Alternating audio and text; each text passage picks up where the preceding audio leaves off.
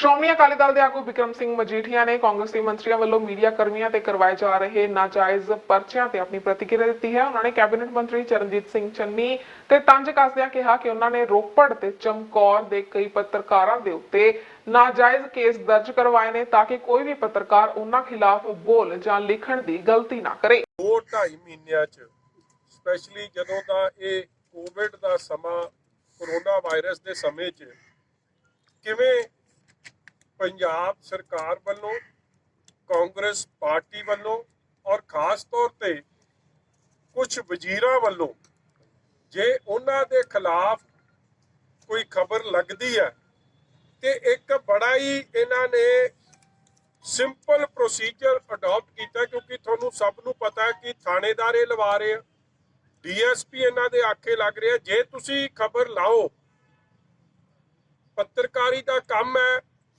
Democracy 'ਚ ਲੋਕਤੰਤਰ 'ਚ ਚੌਥਾ ਪਾਵਾ ਲੋਕਤੰਤਰ ਦਾ ਤੁਸੀਂ ਮੰਨੇ ਜਾਂਦੇ ਹੋ। ਜਿਸ ਦਿਨ ਆਜ਼ਾਦ ਪੱਤਰਕਾਰੀ ਨੂੰ ਇਸ ਸੰਘੀ ਢਾਂਚੇ ਨੂੰ ਜਦ ਕੋਈ ਦਬਾਉਣ ਦੀ ਕੋਸ਼ਿਸ਼ ਕਰੂਗਾ ਤੇ ਸੁਭਾਵਿਕ ਹੈ ਉਹਦੇ ਫਿਰ ਸਿੱਟੇ ਬੜੇ ਖਤਰਨਾਕ ਨਿਕਲਣਗੇ। ਔਰ ਉਹੀ ਅਟੈਂਪਟ ਜੋ ਇੰਦਰਾ ਗਾਂਧੀ ਨੇ ਜਦੋਂ ਐਮਰਜੈਂਸੀ ਲਾਈ ਸੀ, ਅੱਜ ਕਰੋਨਾ ਦੇ ਸਮੇਂ 'ਚ ਫਿਰ ਪੱਤਰਕਾਰੀ ਤੇ ਕਾਂਗਰਸ ਪਾਰਟੀ ਐਮਰਜੈਂਸੀ ਦਾ ਕੰਮ ਕਰ ਰਹੀ ਹੈ। ਤੁਹਾਨੂੰ ਮੈਂ ਘੱਟੋ ਘੱਟ ਨਹੀਂ ਤਾਂ 15-20 ਪੱਤਰਕਾਰਾਂ ਤੇ ਜਿਨ੍ਹਾਂ ਤੇ ਉਹ ਜਿਹੜੀ ਧਾਰਾ ਇੱਕ ਬੇਸਿਕ 188, 505 ਤੇ 67 ਇਹ ਧਾਰਾਵਾਂ ਲਾ ਕੇ ਜਿਹੜੀ ਇਹ ਖਬਰ ਲਾਵੇ ਕਿ ਜੀ ਰਾਸ਼ਨ ਨਹੀਂ ਪਹੁੰਚ ਰਿਹਾ। ਦੇਖੋ, ਕਿਸੇ ਜੇ ਰਾਸ਼ਨ ਨਹੀਂ ਪਹੁੰਚ ਰਿਹਾ ਉਹਦੀ ਖਬਰ ਲਾਉਣੀ ਕੋਈ ਪਾਪ ਨਹੀਂ ਹੈ। ਮੈਂ ਸਮਝਦਾ ਸਰਕਾਰ ਆਪਣੇ ਕੰਮ 'ਚ ਤਬਦੀਲੀ ਲਿਆਵੇ। ਜੇ ਕਰੋਨਾ ਵਾਰੀਅਰਸ ਦੀ ਤੁਸੀਂ ਗੱਲ ਕੀਤੀ, ਜੇ ਪੀਪੀ ਕਿਟਸ ਦੀ ਗੱਲ ਕੀਤੀ, ਜਿਹਨੇ ਵੀ ਸਰਕਾਰ ਦੀ ਕਾਰਗੁਜ਼ਾਰੀ ਦੇ ਖਿਲਾਫ ਕੋਈ ਖਬਰ ਲਾਈ, ਉਹਦਾ ਹੀ ਜ਼ਬਾਨ, ਉਹਦਾ ਹਰ ਤਰੀਕੇ ਨਾਲ ਉਹਨੂੰ ਦਬਾਇਆ ਗਿਆ ਕਿ ਉਹ ਖਬਰ ਲਾਉਣ ਜੋਗਾ ਨਾ ਰਵੇ। ਔਰ ਇਹੀ ਕੰਮ ਇੰਦਰਾ ਗਾਂਧੀ ਨੇ ਕੀਤਾ ਸੀ ਔਰ ਬੜਾ ਵੱਡਾ ਰੋਸ ਪੈਦਾ ਹੋਇਆ ਸੀ। ਔਰ ਮੈਨੂੰ ਅੱਜ ਬੜੇ ਦੁਖੀ ਹਿਰਦੇ ਨਾਲ ਮੈਂ ਅੱਜ ਇੱਥੇ ਆਇਆ ਜਦੋਂ ਕੰਮ ਬਰਦਾਸ਼ਤ ਤੋਂ ਬਾਹਰ ਹੋ ਗਿਆ ਕਿ ਹਰ ਜ਼ਿਲ੍ਹੇ 'ਚ ਇਹ ਜੇ ਪੱਤਰਕਾਰ ਨੇ ਜਿਨ੍ਹਾਂ ਦੇ ਮੈਂ ਸਮਝਦਾ ਤੁਸੀਂ ਵੀ ਫੇਲ ਹੋ ਗਏ ਤੇ ਮੈਂ ਵੀ ਫੇਲ ਹੋ ਗਿਆ ਕਿ ਅਸੀਂ ਉਹਨਾਂ ਲਈ ਆਵਾਜ਼ ਨਹੀਂ ਉਠਾ ਸਕੇ, ਉਹਨਾਂ ਲਈ ਯੂਨਿਟੀ 'ਚ ਖੜੇ ਨਹੀਂ ਹੋ ਸਕੇ। ਇਸ ਲਈ ਮੇਰੀ ਸਭ ਤੋਂ ਪਹਿਲਾਂ ਤਾਂ ਬੇਨਤੀ ਹੈ ਕਿ ਅਕ੍ਰੋਸ ਆਲ ਅਦਾਰੇ ਮੈਂ ਸਾਰੇ ਜਰਨਲਿਸਟ ਭਰਾਵਾਂ ਨੂੰ ਇਹ ਬੇਨਤੀ ਕਰਦਾ ਕਿ ਜਿਹੜੇ ਵੀ ਜਰਨਲਿਸਟ ਨਾਲ ਕਿਤੇ ਬੇਇਨਸਾਫੀ ਹੋਵੇ, ਜੇ ਤੁਸੀਂ ਕਿਸੇ ਇਨਸਾਨ ਨਾਲ ਬੇਇਨਸਾਫੀ ਹੁੰਦੀ ਹੈ ਤੁਸੀਂ ਤਗੜੇ ਹੋ ਕੇ ਲੜਦੇ ਹੋ। ਜੇ ਤੁਹਾਡੇ ਭਾਈਚਾਰੇ ਨਾਲ ਕੋਈ ਬੇਇਨਸਾਫੀ ਹੋਵੇ ਉਹ ਤੁਸੀਂ ਵੀ ਲੜਾਈ ਲੜੋ। ਔਰ ਅਸੀਂ ਵੀ ਸ਼੍ਰੋਮਣੀ ਅਕਾਲੀ ਦਲ ਵੀ ਉਹ ਲੜਾਈ ਲੜਨ ਲਈ ਅੱਗੇ ਆਇਆ। ਔਰ ਮੈਂ ਅੱਜ ਤੁਹਾਨੂੰ ਦੱਸਦਾ ਕਿ ਇਹ ਕੇਸ ਦੀ ਜ਼ਿੰਮੇਵਾਰੀ ਹੁਣ ਮੈਂ ਆਪ ਚੁੱਕੀ ਹੈ 2 ਕੇਸਾਂ ਦੀ, ਜਿਹਨੇ ਪੱਤਰਕਾਰਾਂ ਨੂੰ ਹਿਲਾ ਕੇ ਰੱਖਤਾ। ਵੇਖੋ, ਕੱਲ ਇੱਕ ਮਰਡਰ ਦਾ ਕੇਸ ਸਾਹਮਣੇ ਆਇਆ ਸਨਪ੍ਰੀਤ ਮੰਗਟ ਦਾ। ਉਸ ਬੰਦੇ ਦੀ ਗਲਤੀ ਕੀ ਹੈ ਕਿ ਉਹਨੇ ਜਿਹੜਾ ਮਾਈਨਿੰਗ ਮਾਫੀਆ ਹੈ ਜੋ ਕਾਂਗਰਸ ਦੀ ਸ਼ਹਿ ਤੇ ਚੱਲ ਰਿਹਾ, ਜਿਹਦੇ ਨਾਲ ਹਜ਼ਾਰਾਂ ਕਰੋੜ ਰੁਪਏ ਦਾ ਨੁਕਸਾਨ ਪੰਜਾਬ ਦੇ ਖਜ਼ਾਨੇ ਨੂੰ ਹੋ ਰਿਹਾ, ਪੰਜਾਬ ਦੇ ਖਜ਼ਾਨੇ ਨੂੰ ਚੂਨਾ ਲਾਇਆ ਜਾ ਰਿਹਾ, ਜੇ ਉਹਨੇ ਉਹਦੀਆਂ ਖਬਰਾਂ ਲਾਈਆਂ, ਅੱਜ ਉਹਦੇ ਤੇ ਜਾਨਲੇਵਾ ਹਮਲਾ ਧਮਕੀਆਂ ਪਹਿਲਾਂ ਕਈ ਮਿਲੀਆਂ, ਮਗਰ ਕੱਲ ਉਹਨੂੰ 2 ਦਿਨ ਪਹਿਲਾਂ ਉਹਨੂੰ ਮਾਰ ਕੇ ਉਹਦਾ ਕਤਲ ਕਰਤਾ ਗਿਆ। ਔਰ ਪਹਿਲਾਂ ਇਹ ਸ਼ੋਅ ਕੀਤਾ ਗਿਆ ਕਿ ਦਿਸ ਇਜ਼ ਐਕਸੀਡੈਂਟ।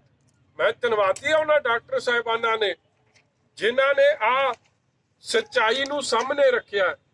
ਮੈਂ ਹੈਰਾਨ ਹੋ ਗਿਆ ਕਿ ਉਸ ਪੱਤਰਕਾਰ ਵੀਰ ਤੇ ਘੱਟੋ ਘੱਟ ਨਹੀਂ ਤਾਂ ਉਹਦੇ ਜਿੰਨੇ ਵਾਈਟਲ ਆਰਗਨ ਸੀ ਮਾਰ ਚਾਕੂ ਉਹਦਾ ਹਾਲ ਕੀਤਾ।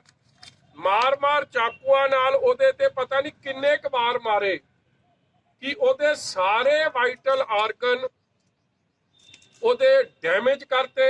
ਕੋਈ ਕਹਿ ਰਿਹਾ 14 ਵਾਰੀ ਚਾਕੂ ਮਾਰਿਆ, ਕੋਈ ਕਹਿ ਰਿਹਾ ਸ਼ਾਇਦ 30 ਵਾਰੀ ਚਾਕੂ ਮਾਰੇ। ਕਿਰਪਾਨਾਂ ਨਾਲ ਅਖੀਰ 'ਚ ਉਹਨੂੰ ਉੱਥੇ ਮਾਰਤਾ। ਔਰ ਪੁਲਿਸ ਕਿਹੜੀ, ਜਿਹੜੀ ਪੁਲਿਸ ਇਸ ਕਾਂਗਰਸ ਦੀ ਸਰਕਾਰ ਥੱਲੇ, ਉਸ ਪੁਲਿਸ ਨੇ ਇਹਨੂੰ ਐਕਸੀਡੈਂਟ ਦਾ ਰੂਪ ਦੇਣ ਦੀ ਕੋਸ਼ਿਸ਼ ਕੀਤੀ।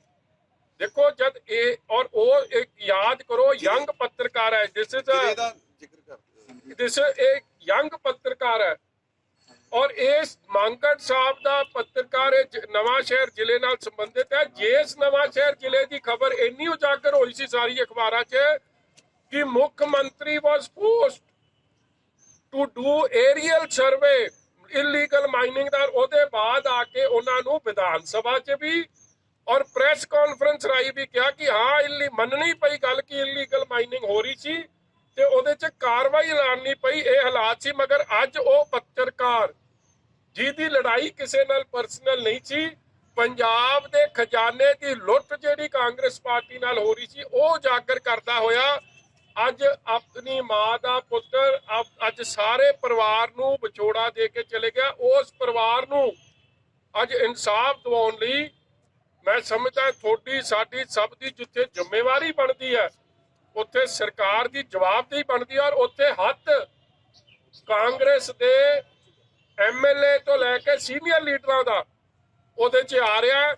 ਬੜੀ ਛੇਤੀ ਉਹਦੇ ਵੀ ਅਸੀਂ ਖੁਲਾਸੇ ਕਰਾਂਗੇ। ਦੂਜੀ ਗੱਲ, ਅੱਜ ਬੜਾ ਅਫਸੋਸ ਹੋਇਆ, ਇਹ ਖਬਰ ਬੜੇ ਦਿਨ ਦੀ ਸੋਸ਼ਲ ਮੀਡੀਆ 'ਚ ਚੱਲ ਰਹੀ ਸੀ ਕਿ ਇੱਕ ਪੱਤਰਕਾਰ ਨੇ ਇਹ ਖਬਰ ਲਾਈ ਜਿਹੜਾ ਬਹੁਤ ਚਰਚਿਤ ਸੀ, ਕਾਲਾ ਬੱਕਰਾ करके खबर थी कि नंगे पैर चलने के बाद बकरे दान करेंगे, हाथी की सवारी करने वाले मंत्री घर से निकलने के बाद गाड़ी तक चलते हैं नंगे पैर, प्रशासन की अनुमति के बिना पार्क में रास्ता बनाने पर घिरे थे विवादों में, राजनीतिक कद बनाए रखने के लिए जोशी की शरण में मंत्री जी।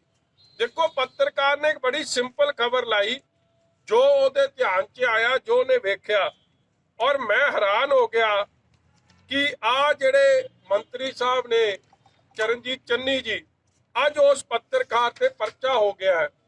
ਹੁਣ ਇਸ ਖਬਰ 'ਚ ਨਾ ਤਾਂ ਮੰਤਰੀ ਦਾ ਨਾਮ ਲਿਖਿਆ ਕਿੱਥੇ ਜੀ, ਜਦ ਮੰਤਰੀ ਨੂੰ ਕਿਹੜਾ ਪਾੜਾ ਸੁੱਝ ਗਿਆ, ਤੇਰਾ ਤਾਂ ਨਾਂ ਨਹੀਂ ਲਿਖਿਆ, ਕੁਛ ਨਹੀਂ ਕੀਤਾ।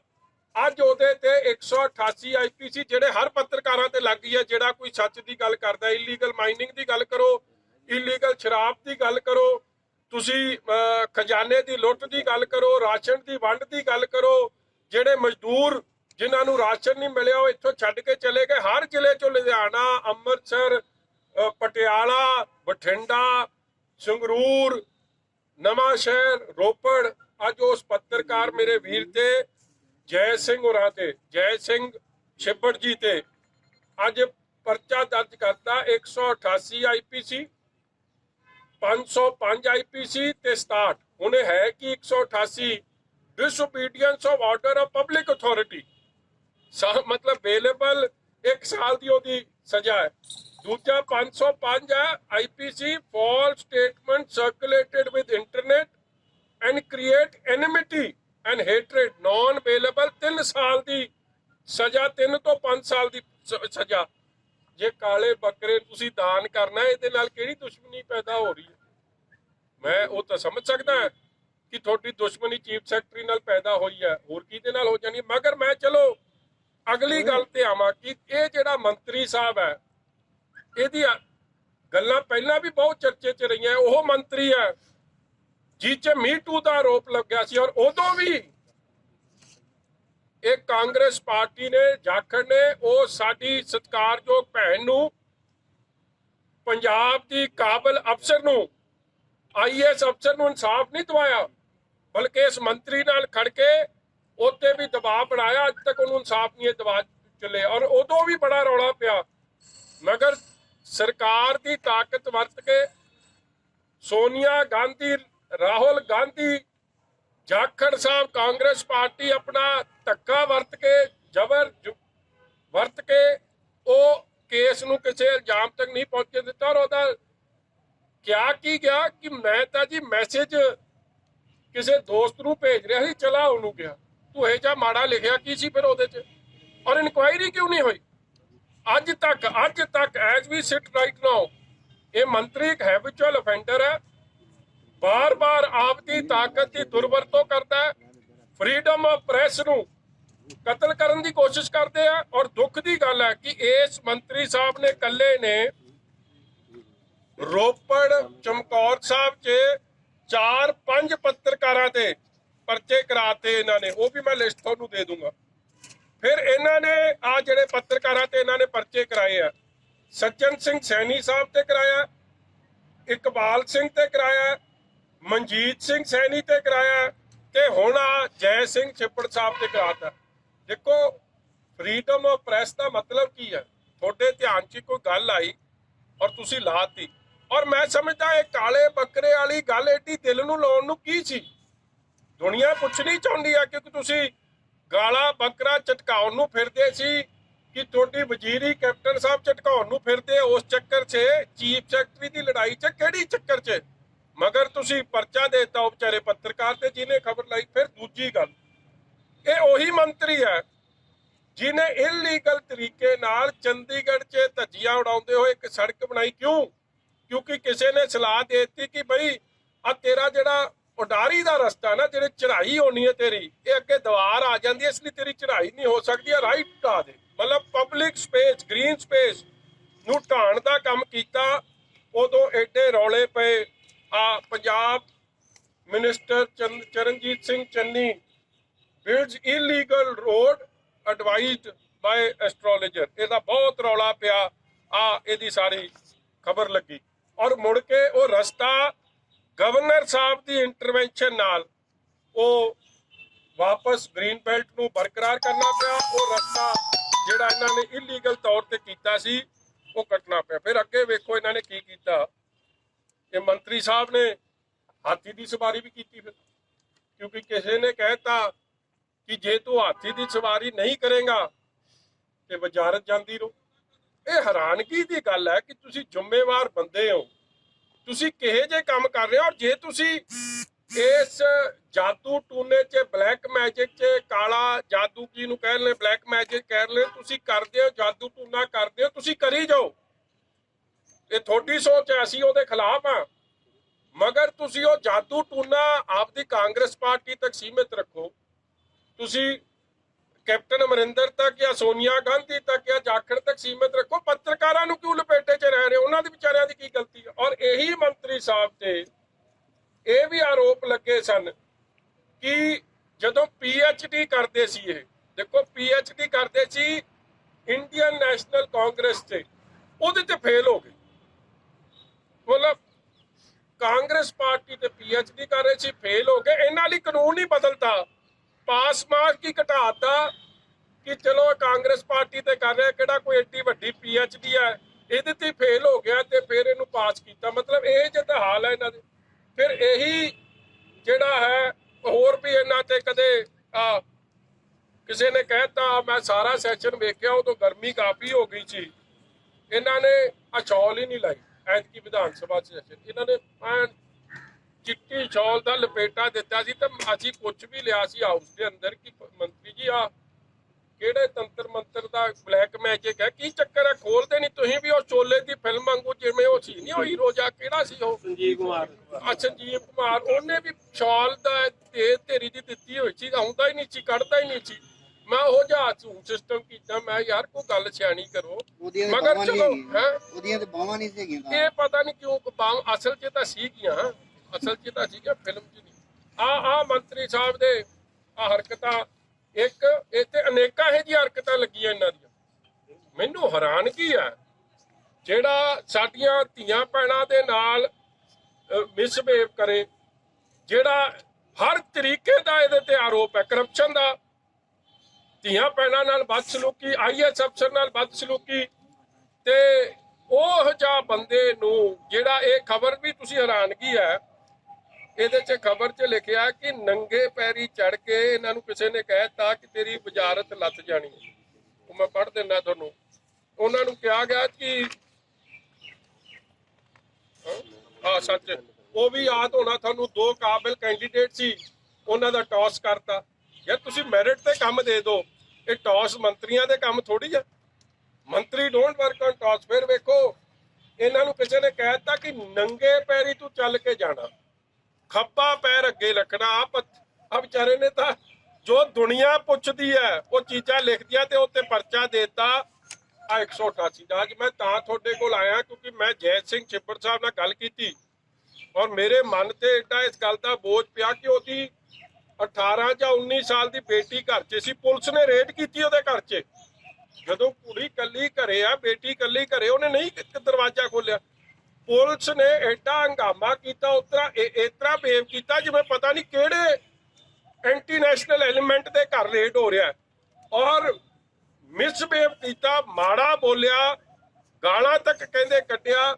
ਜਦ ਗਵਾਂਢੀ ਆ ਗਏ ਉਦੋਂ ਪੁਲਿਸ ਭੱਜੀ ਔਰ ਰੇਡ ਕਿੱਥੇ ਕੀਤਾ? ਚੰਡੀਗੜ੍ਹ 'ਚ ਸੈਕਟਰ 39। ਇਹ ਕਿਹੜਾ ਮੁਜਰਮ ਹੈ ਜੀ?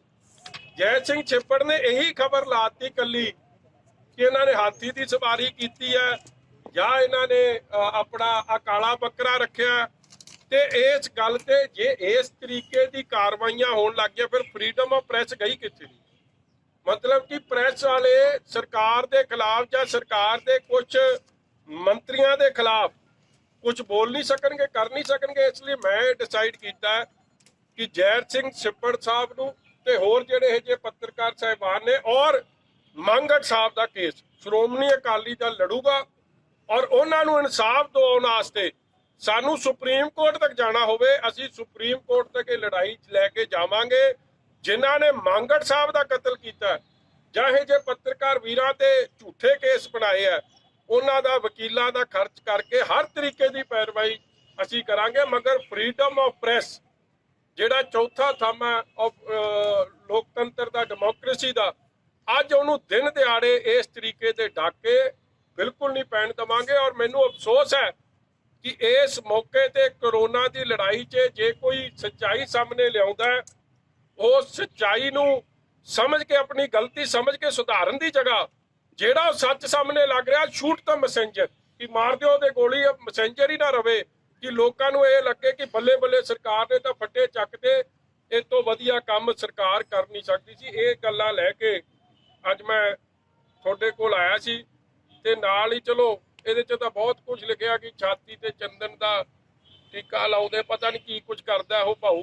ਉਹਨੂੰ ਕਹਾ ਆਪ ਦੀ ਜਿਹੜੀ ਇਲੀਗਲ ਇੱਕ ਪੁੱਠੇ ਸਿੱਧੇ ਕੰਮ ਕਰਦੇ ਨਾ, ਚੀਫ ਸੈਕਟਰੀ ਨਾਲ ਪੰਗਾ ਪਿਆ। ਹੁਣ ਬੱਕਰਾ ਝਟਕਾਏ ਨਾਲ ਥੋੜੀ ਚੀਫ ਸੈਕਟਰੀ ਤੋਂ ਜਾਨ ਬਚਣੀ ਹੈ ਜਾਂ ਮੁੱਖ ਮੰਤਰੀ ਕੋਲੋਂ ਬਚਣੀ। ਪੁੱਠੇ ਕੰਮ ਆਪ ਕਰਦੇ ਹੋ ਤੇ ਪੰਗਾ ਉਹ ਬੱਕਰੇ ਦੀ ਜਾਨ ਨੂੰ ਵੀ ਪਾਇਆ ਤੇ ਲੋਕ ਆ ਪੱਤਰਕਾਰ ਨੂੰ ਵੀ ਪਾਤਾ ਵਿਚਾਰੇ। ਸਾਬਕਾ ਸਾਂਸਦ ਪ੍ਰੇਮ ਸਿੰਘ ਚੰਦੂਮਾਜਰਾ ਨੇ ਪੰਜਾਬ ਭਰ ਵਿੱਚ ਫੈਲੀ ਅਰਾਜਕਤਾ ਤੇ ਕਾਂਗਰਸ ਸਰਕਾਰ ਦੀ ਕਾਰਗੁਜ਼ਾਰੀ ਤੇ ਸਵਾਲ ਖੜੇ ਕੀਤੇ ਨੇ। ਅੱਜ ਉਹਨਾਂ ਨੇ ਬਹਾਦਰਗੜ੍ਹ ਵਿਖੇ ਗੁਰਦੁਆਰਾ ਸਾਹਿਬ ਨੂੰ 450 ਕੁਇੰਟਲ ਕਣਕ ਦੇਣ ਤੋਂ ਬਾਅਦ ਇਹਨਾਂ ਸ਼ਬਦਾਂ ਦਾ ਪ੍ਰਗਟਾਵਾ ਕੀਤਾ। ਵਾਲੀ ਹੋਈ ਪਈ ਆ ਪੰਜਾਬ ਵਿੱਚ ਆਪਾ ਧਾਪੀ ਦਾ ਮਾਹੌਲ ਬਣਿਆ, ਅਰਾਜਕਤਾ ਦਾ ਮਾਹੌਲ ਬਣਿਆ, ਜੰਗਲ ਦਾ ਰਾਜ ਕਾਇਮ ਕੀਤਾ ਹੋਇਆ। ਸੱਚ ਦੀ ਆਵਾਜ਼ ਨੂੰ ਦਬਾਇਆ ਨਹੀਂ ਜਾ ਰਿਹਾ, ਬਲਕਿ ਸੱਚ ਦੀ ਆਵਾਜ਼ ਨੂੰ ਕਤਲ ਵੀ ਕੀਤਾ ਜਾ ਰਿਹਾ। ਜਦੋਂ ਕਲਮਾਂ ਦੇ ਕਤਲ ਸ਼ੁਰੂ ਹੋ ਜਾਣ ਤਾਂ ਫਿਰ ਰੱਬ ਹੀ ਰਾਖਾ ਹੁੰਦਾ ਉਸ ਪ੍ਰਦੇਸ਼ ਦਾ। ਅੱਜ ਪੰਜਾਬ ਦੀ ਹਾਲਤ ਚੱਲ ਰਾਣੀ ਤੇਰਾ ਰੱਬ ਰਾਖਾ ਵਾਲੀ ਹਾਲਤ ਬਣਾਉਣ ਤੇ ਖੜੀ ਕਰਤੀ, ਜਦੋਂ ਸੱਚ ਦੀ ਆਵਾਜ਼ ਬੁਲੰਦ ਕਰਨ ਵਾਲੇ ਪੱਤਰਕਾਰਾਂ ਦੇ ਕਤਲ ਹੋ ਰਹੇ ਨੇ। ਰਾਹੋਂ ਦੇ ਵਿੱਚ ਮਾਂਗਟ ਇੱਕ ਪੱਤਰਕਾਰ ਸੀ ਜਿਹਨੇ ਨਜਾਇਜ਼ ਮਾਈਨਿੰਗ ਦੇ ਧੰਦੇ ਨੂੰ ਜਗ ਜ਼ਾਹਰ ਕੀਤਾ ਸੀ, ਜਿਹਦੀਆਂ ਲਿਖਤਾਂ ਤੋਂ ਮਜਬੂਰ ਹੋ ਕੇ ਕੈਪਟਨ ਅਮਰਿੰਦਰ ਸਿੰਘ ਨੂੰ ਹੈਲੀਕਾਪਟਰ ਤੇ ਰਾਉਂਡ ਲਾਉਣਾ ਪਿਆ ਸੀ ਤੇ ਵਿਧਾਨ ਸਭਾ ਵਿੱਚ ਕਹਿਣਾ ਪਿਆ ਸੀ ਵੀ ਨਜਾਇਜ਼ ਮਾਈਨਿੰਗ ਹੋ ਰਹੀ ਆ। ਤੇ ਉਸੇ ਪੱਤਰਕਾਰ ਦਾ ਕਤਲ ਇੱਕ ਐਕਸੀਡੈਂਟ ਕਹਿ ਕੇ ਦਿਖਾਤਾ 10 ਦਿਨ ਪਹਿਲਾਂ। ਤੇ ਜਦੋਂ ਪੋਸਟਮਾਰਟਮ ਦੀ ਰਿਪੋਰਟ ਆਈ ਤਾਂ 14 ਚਾਕੂ ਲੱਗੇ ਹੋਏ ਦਿਖੇ। ਪ੍ਰਸ਼ਾਸਨ ਨੂੰ ਨਮੋਸ਼ੀ ਚੱਲਣੀ ਪਈ, ਸਰਕਾਰ ਨੂੰ ਨਮੋਸ਼ੀ ਚੱਲਣੀ ਪਈ। ਉਹਦੇ ਭੋਗ ਤੇ ਮੈਂ ਜਾ ਕੇ ਆਇਆ ਤੇ ਉੱਥੇ ਦੱਸਿਆ, ਪੁੱਛਿਆ, ਉਹਦੇ ਫਾਦਰ ਵਿਚਾਰੇ ਬੜੇ ਚਿੰਤਤ ਨੇ ਤੇ ਅੱਜ ਸਿੱਟ ਬਣਾ ਕੇ ਕਤਲ ਦਾ ਮੁਕੱਦਮਾ ਤਾਂ ਦਰਜ ਕਰਤਾ, ਪਰ ਅਜੇ ਤੱਕ ਪੁਸਤ ਪਰਾਹੀ ਕਰਨ ਵਾਲੇ ਹੱਥ ਨੰਗੇ ਨਹੀਂ ਹੋਏ। ਅਜੇ ਤੱਕ ਐਕਸੀਡੈਂਟ ਦੱਸਣ ਵਾਲੇ ਲੋਕ, ਕਤਲ ਨੂੰ ਐਕਸੀਡੈਂਟ ਬਣਾ ਕੇ ਪੇਸ਼ ਕਰਨ ਵਾਲੇ ਲੋਕ, ਥਾਣੇਦਾਰ ਤਾਂ ਲਾਈਨ ਹਾਜ਼ਰ ਕਰਤਾ, ਪਰ ਜਿਨ੍ਹਾਂ ਨੇ ਥਾਣੇਦਾਰ ਤੋਂ ਇਹ ਕਾਰਾ ਕਰਵਾਇਆ ਉਹਨਾਂ ਤੇ ਕੋਈ ਐਕਸ਼ਨ ਨਹੀਂ ਲਿਆ ਗਿਆ। ਭੋਗਪੁਰ ਦੇ ਵਿੱਚ ਇੱਕ ਪੱਤਰਕਾਰ ਕੁੱਟਤਾ, ਚਮਕੌਰ ਸਾਹਿਬ ਦੇ ਵਿੱਚ ਇੱਕ ਪੱਤਰਕਾਰ ਤੇ ਬਿਲਕੁਲ ਇਹ ਮੰਤਰੀ ਨੇ ਝੂਠਾ ਕੇਸ ਬਣਵਾਤਾ। ਤੇ ਇਸ ਤਰ੍ਹਾਂ ਦੇ ਹਾਲਤ ਪੰਜਾਬ ਦੇ ਵਿੱਚ ਬਣੇ ਖੜੇ ਨੇ। ਹੁਣ ਇੱਥੇ ਮੋਹਾਲੀ ਦੇ ਵਿੱਚ ਮੇਜਰ ਸਿੰਘ ਪੱਤਰਕਾਰ ਉਹ ਕੁੱਟਦਾ, ਮਤਲਬ ਸ਼ਰੇਆਮ ਵੀ ਮਤਲਬ ਪ੍ਰੈਸ ਦੇ ਸਾਹਮਣੇ ਦੁਨੀਆ ਨੇ ਦੇਖਿਆ। ਸੋ ਅੱਜ ਜਦੋਂ ਸੱਚ ਦੀ ਆਵਾਜ਼ ਨੂੰ ਦਬਾਉਣ ਲਈ ਮਤਲਬ ਕਲਮਾਂ ਦੇ ਕਤਲ ਸ਼ੁਰੂ ਹੋ ਜਾਣ ਤਾਂ ਫਿਰ ਮੈਂ ਸਮਝਦਾ ਉਸ ਸੂਬੇ ਦਾ ਕੋਈ ਬਾਲੀ ਵਾਰਸ ਨਹੀਂ ਹੈ। ਇਸੇ ਕਰਕੇ ਮੈਂ ਕਿਹਾ ਕਿ ਪੰਜਾਬ ਦੀ ਹਾਲਤ ਬੇਲਗਾਮ ਘੋੜੇ ਵਾਲੀ ਹੋਈ ਆ ਔਰ ਪੰਜਾਬ ਦੇ ਲੋਕਾਂ ਨੂੰ ਉੱਠਣਾ ਪਏਗਾ, ਪੰਜਾਬ ਦੇ ਲੋਕਾਂ ਨੂੰ ਜਾਗਣਾ ਪਏਗਾ। ਸ਼੍ਰੋਮਣੀ ਅਕਾਲੀ ਦਲ ਪੰਜਾਬ ਦੇ ਖਜ਼ਾਨੇ ਨੂੰ ਲੱਗ ਰਿਹਾ ਜਿਹੜਾ ਨਜਾਇਜ਼ ਚੂਨਾ ਜਿਹੜਾ ਹੈ, ਭਾਵੇਂ ਨਜਾਇਜ਼ ਸ਼ਰਾਬ ਦੀਆਂ ਫੈਕਟਰੀਆਂ ਚਲਾ ਕੇ, ਨਜਾਇਜ਼ ਮਾਈਨਿੰਗ ਕਰਕੇ ਲੱਗ ਰਿਹਾ ਹੋਵੇ, ਨਜਾਇਜ਼ ਸ਼ਰਾਬ ਦੀ ਵਿਕਰੀ ਕਰਕੇ ਲੱਗ ਰਿਹਾ ਹੋਵੇ ਔਰ ਸ਼ਰਾਬ ਦੇ ਠੇਕੇਦਾਰਾਂ ਨੂੰ ਸਰਕਾਰੀ ਖਜ਼ਾਨੇ 'ਚੋਂ ਮੁਆਵਜ਼ੇ ਦਿੱਤੇ ਜਾ ਰਹੇ ਹਨ। ਇਹ ਸਾਰੇ ਦਾ ਹਿਸਾਬ ਕਿਤਾਬ ਲੈਣ ਲਈ ਔਰ ਪੱਤਰਕਾਰਾਂ 'ਤੇ ਹੋਏ ਹਮਲਿਆਂ ਦਾ ਮਤਲਬ ਹਿਸਾਬ ਲੈਣ ਲਈ ਇਹ ਇੱਕ ਮੁਹਿੰਮ ਕੱਢੇਗਾ ਆਉਣ ਵਾਲੇ ਦਿਨਾਂ ਦੇ ਵਿੱਚ ਔਰ ਅਸੀਂ ਲਾਜ਼ਮੀ ਤੌਰ 'ਤੇ ਹਿਸਾਬ ਕਿਤਾਬ ਪੰਜਾਬ ਤੋਂ ਲਵਾਂਗੇ। ਪੰਜਾਬ ਦੇ ਸਰਕਾਰ ਦਰਅਸਲ ਕੱਲ੍ਹ ਇੱਕ ਹਰਿਆਣਾ ਪੁਲਿਸ ਨੇ ਬੰਦਾ ਫੈਕਟਰੀ ਵਾਲਾ ਗ੍ਰਿਫਤਾਰ ਕੀਤਾ ਦਿਪੇਸ਼, ਤੁਸੀਂ ਸੈਟਿਸਫਾਈਡ ਹੋ ਵੀ ਇਹ ਛੋਟੀਆਂ ਮੱਛੀਆਂ ਫੜ ਰਹੀਆਂ ਕਿ ਮਗਰਮੱਛੀ ਫੜਨੇ ਚਾਹੀਦੇ? ਦੇਖੋ, ਜਿਹੜੀ ਰਾਜਪੁਰੇ ਦੇ ਵਿੱਚ ਸ਼ਰਾਬ ਦੀ ਫੈਕਟਰੀ ਫੜੀ ਗਈ ਸੀ ਗੱਡਿਆਂ ਦੇ ਵਿੱਚ, ਉਹਦੇ 'ਚ ਪਹਿਲੀ ਗੱਲ ਆ ਵੀ ਉਸ ਮਹਿਕਮੇ ਨੇ ਫੜੀ, ਜਿਸ ਮਹਿਕਮੇ ਦੇ ਹੈੱਡ ਮੁੱਖ ਮੰਤਰੀ ਸਾਹਿਬ ਖੁਦ ਨੇ ਔਰ ਮਹਿਕਮੇ ਦੇ ਅਧਿਕਾਰੀਆਂ ਨੇ ਫੜੀ ਤੇ ਉੱਥੇ ਜਿਹੜੇ ਲੋਕ ਕੰਮ ਕਰਦੇ ਸੀ ਕਾਮੇ, ਉਹਨਾਂ ਨੇ ਨਾਂ ਦੱਸੇ ਵੀ ਫਲਾਣੇ ਦੀ ਫੈਕਟਰੀ ਆ, ਇੰਨੀ ਸਮੇਂ ਤੋਂ ਚੱਲਦੀ ਸੀ, ਰੋਜ਼ਾਨਾ ਇੰਨੀ ਸ਼ਰਾਬ ਨਜਾਇਜ਼ ਚੱਲਦੀ ਸੀ, 2 ਟਰੱਕ ਰੋਜ਼ਾਨਾ ਸ਼ਰਾਬ ਦੇ ਨਿਕਲਦੇ ਸੀ। ਕੁੱਲ ਮੁਤਾਬਕ ਹਿਸਾਬ ਲਾ ਕੇ ਕੋਈ 2000 ਕਰੋੜ ਦੀ ਦਾਰੂ ਹੁਣ ਤੱਕ ਨਜਾਇਜ਼ ਉੱਥੇ ਵਿਕ ਚੁੱਕੀ ਆ। ਉਹਨਾਂ ਦੇ ਦੱਸਣ ਮੁਤਾਬਕ, ਮਹਿਕਮੇ ਦੇ ਦੱਸਣ ਮੁਤਾਬਕ ਉਹਦਾ ਹਿਸਾਬ ਕਿਤਾਬ ਅਜੇ ਤੱਕ ਪੰਜਾਬ ਸਰਕਾਰ ਨੇ ਲਿਆ। 1-2 ਬੰਦਿਆਂ ਨੂੰ ਅਜੇ ਫੜਿਆ ਗਿਆ। ਇੱਥੋਂ ਦਾ ਘਨੌਰ ਦਾ ਵਿਧਾਇਕ ਇਹ ਕਹਿ ਰਿਹਾ ਵੀ ਜਿਹੜੇ ਬੰਦੇ ਤੇ ਦੋਸ਼ ਲੱਗ ਰਿਹਾ ਅਮਰੀਕ ਸਿੰਘ, ਵੀ ਉਹਨੂੰ ਮਿਲ ਕੇ ਗਿਆ, ਉਹਦੇ ਕੋਲ ਬੈਠ ਕੇ ਗਿਆ ਤੇ ਇੱਕ ਬੰਦੇ ਤੇ ਦੋਸ਼ ਲੱਗ ਰਿਹਾ ਉਹ ਸ਼ਰੇਆਮ ਏਡੀ ਵੱਡੀ ਫਰਾਡ ਦਾ, ਚੋਰੀ ਦਾ, ਤੇ ਹਲਕੇ ਦਾ ਵਿਧਾਇਕ ਆਪਣੇ ਘਰੇ ਉਹਨੂੰ ਬਿਠਾ ਕੇ ਰੱਖੇ ਤੇ ਪੁਲਿਸ ਨੇ ਤੱਕ ਉਹਨੂੰ ਪਹੁੰਚ ਨਾ ਕਰਾਵੇ, ਗ੍ਰਿਫਤਾਰ ਨਾ ਕਰਾਵੇ, ਫਿਰ ਚੋਰ ਤੇ ਕੁੱਤੀ ਰਲੇ ਹੋਣ ਦਾ ਇਹ ਤੋਂ ਵੱਡਾ ਸਬੂਤ ਕੀ ਹੋ ਸਕਦਾ? तो ਅੱਜ ਬਾੜ ਹੀ ਖੇਤ ਨੂੰ ਖਾ ਰਹੀ ਆ। ਸੋ ਇਸ ਕਰਕੇ ਪੰਜਾਬ ਦੇ ਹਾਲਾਤ ਬੜੇ ਚਿੰਤਾਜਨਕ ਨੇ।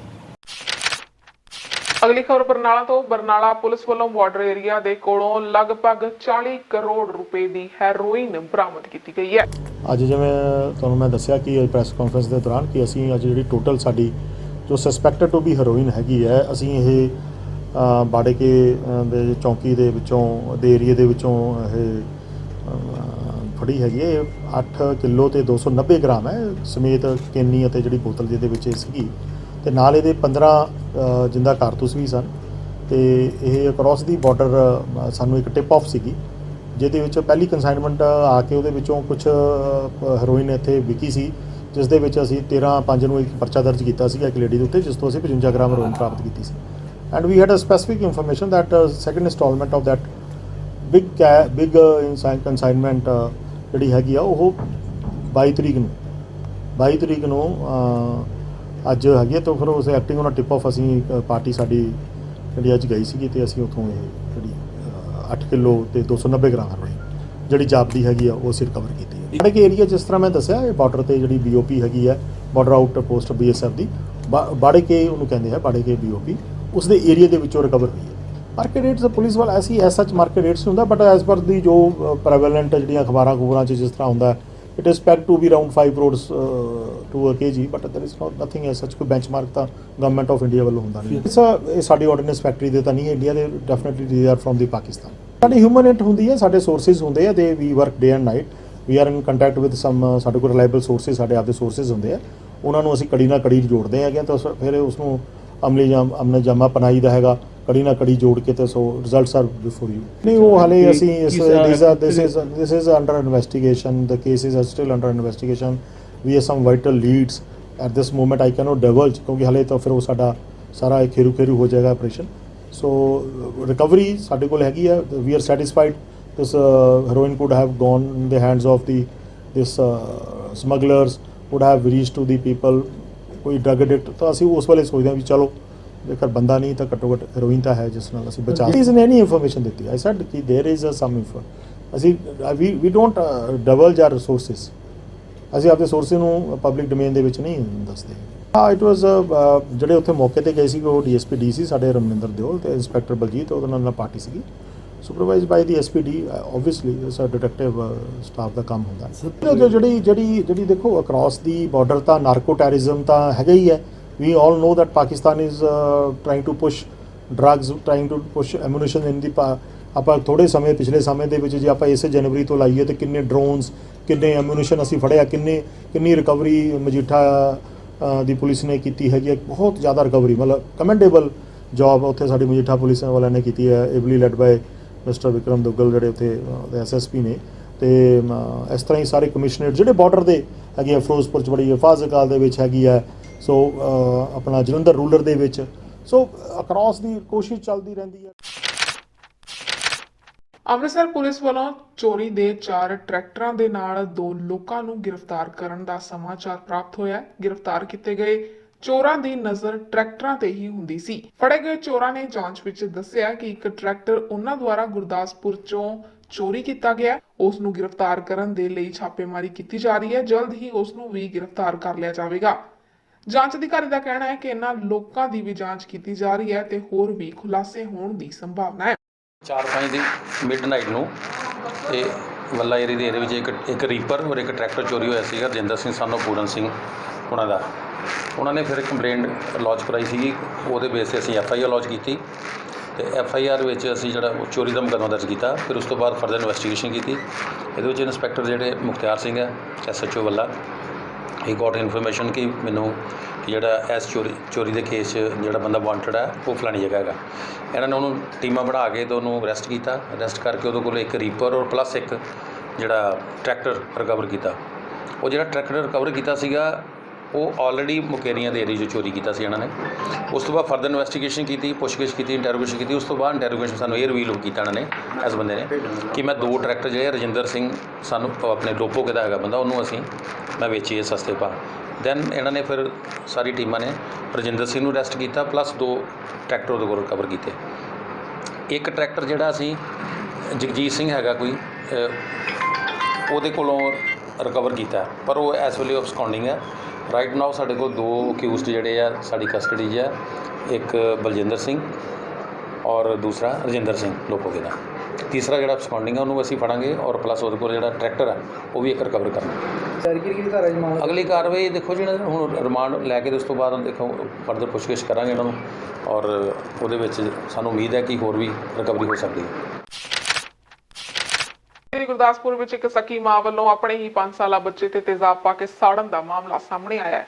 ਸੋ ਤੇਲੀਆਂ ਮਾਵਾਂ ਵੱਲੋਂ ਆਪਣੇ ਬੱਚਿਆਂ ਉੱਤੇ ਜ਼ੁਲਮ ਕਰਨ ਬਾਰੇ ਤਾਂ ਤੁਸੀਂ ਬਹੁਤ ਵਾਰ ਸੁਣਿਆ ਹੋਵੇਗਾ, ਪਰ ਇੱਕ ਸਕੀ ਮਾਂ ਵੱਲੋਂ ਆਪਣੇ 5 ਸਾਲਾਂ ਦੇ ਪੁੱਤਰ ਦੇ ਹੱਥਾਂ ਤੇ ਲੱਤਾਂ ਉੱਤੇ ਤੇਜ਼ਾਬ ਸੁੱਟ ਕੇ ਸਾੜਨ ਦਾ ਮਾਮਲਾ ਗੁਰਦਾਸਪੁਰ ਦੇ ਕਾਦੀਆਂ ਤੋਂ ਸਾਹਮਣੇ ਆਇਆ ਹੈ। ਬੱਚੇ ਦੇ ਇਲਾਜ ਦੀ ਜ਼ਿੰਮੇਵਾਰੀ ਵੀ ਕਾਦੀਆਂ ਤੋਂ ਖਾਲਸਾ ਏਡ ਫਾਊਂਡੇਸ਼ਨ ਦੇ ਪ੍ਰਧਾਨ ਜਗਜੀਤ ਸਿੰਘ ਨੇ ਲਈ ਹੈ। ਇਸ ਬੱਚੇ ਦੀ ਮਾਂ ਨੇ ਇਹਦੇ ਹੱਥਾਂ ਦੇ ਉੱਤੇ ਜਿਹੜਾ ਤੇਜ਼ਾਬ ਪਾਇਆ, ਕਿਉਂਕਿ ਉਹ ਸ਼ਾਇਦ ਉਹਦੇ ਕਿਸੇ ਮਰਦ ਨਾਲ ਗਲਤ ਰਿਲੇਸ਼ਨ ਹੋਣ ਦਾ ਕਰਕੇ ਤੇ ਉਹ ਆਪਣੇ ਬੱਚੇ ਨੂੰ ਜਿਹੜਾ ਤੇਜ਼ਾਬ ਪਾ ਕੇ ਜਿਹੜੀ ਆ ਉਹਦੀ ਕਾਫੀ ਹਾਲਤ ਜਿਹੜੀ ਆ ਖਰਾਬ ਸੀਗੀ, ਹੱਥ ਵੀ ਉਹਦਾ ਕਾਫੀ ਖਰਾਬ ਹੋ ਚੁੱਕਾ। ਸੋ ਵੀਰ ਕੁਲਵਿੰਦਰ ਸਿੰਘ ਜੀ ਹੋਣਾ ਦੇ ਕਹਿਣ ਦੇ ਉੱਤੇ ਅੱਜ ਅਸੀਂ ਮੌਕੇ ਤੇ ਇਹਨਾਂ ਨੂੰ ਸਿਵਲ ਹਸਪੀਟਲ ਬਟਾਲੇ ਖੜਿਆ, ਉੱਥੇ ਇਹਨਾਂ ਦਾ ਫਸਟ ਏਡ ਟ੍ਰੀਟਮੈਂਟ ਚੱਲਿਆ। ਸੋ ਅਸੀਂ ਇੱਕ ਤਾਂ ਪ੍ਰਸ਼ਾਸਨ ਅੱਗੇ ਮੰਗ ਕਰਦੇ ਹਾਂ ਕਿ ਇਸ ਕਲਯੁਗੀ ਮਾਂ ਨੂੰ ਵੱਧ ਤੋਂ ਵੱਧ ਜਿੰਨਾ ਵੀ ਕਾਨੂੰਨ ਦੇ ਦਾਇਰੇ ਦੇ ਵਿੱਚ ਰਹਿ ਕੇ ਜਿਹੜਾ ਉਹਨਾਂ ਤੇ ਬਣਦੀ ਕਾਰਵਾਈ ਜਿਹੜੀ ਇਸ ਦੀ ਮਾਂ ਤੇ ਕੀਤੀ ਜਾਵੇ। ਸੋ ਇਹ ਬੱਚੇ ਦੇ ਮਾਸੀ ਜੀ ਨੇ ਜਿਨ੍ਹਾਂ ਨੇ ਬਹੁਤ ਹੀ ਇਹ ਬੱਚੇ ਦੀ ਕੇਅਰ ਕੀਤੀ।